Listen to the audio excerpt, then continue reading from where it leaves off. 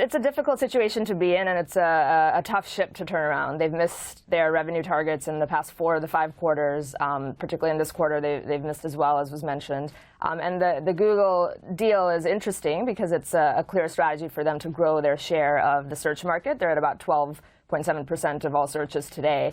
But it's also interesting where it's a clear shift in the strategy, where instead of competing with Google and Facebook, they're almost resigning to the fact that having a partnership is a better way to go for them. And I think that's telling of the long-term strategy in many ways. Another thing that was notable to me as well in their earnings report is the cost of their traffic acquisition has soared. It's more than quadrupled from the same time last year.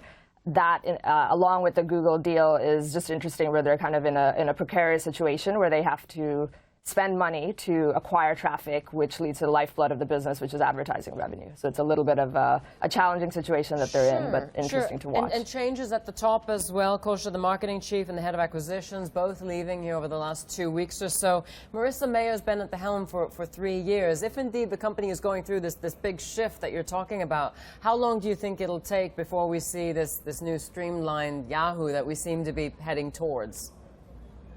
Yeah, I mean, people say it's a multi-year effort. I think the honeymoon period, as they call it, for Marissa Mayer at that 3-year mark that she's hitting now is starting to wear off.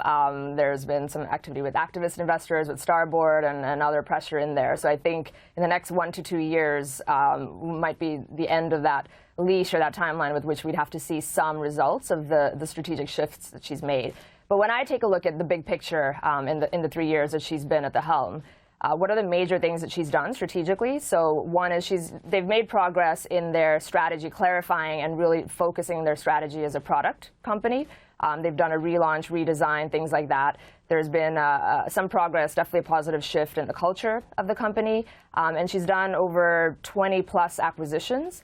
Admittedly, many of them as kind of a backdoor way to get talent and strengthen the bench strength of their talent in the company, which is increasingly competitive and difficult in Silicon Valley. So definitely some progress there, but it just hasn't translated into monetization or revenue growth at the moment. And I think, as you mentioned, they're headed towards being more of a streamlined, more of a niche player where they really do have still validity and a lot of traffic that they get around certain consumer segments, but it might just be the reality that they're going to have to reset and move away from ambitions of being a mass dominant player at the scale of Google and Facebook because they're just falling too far behind.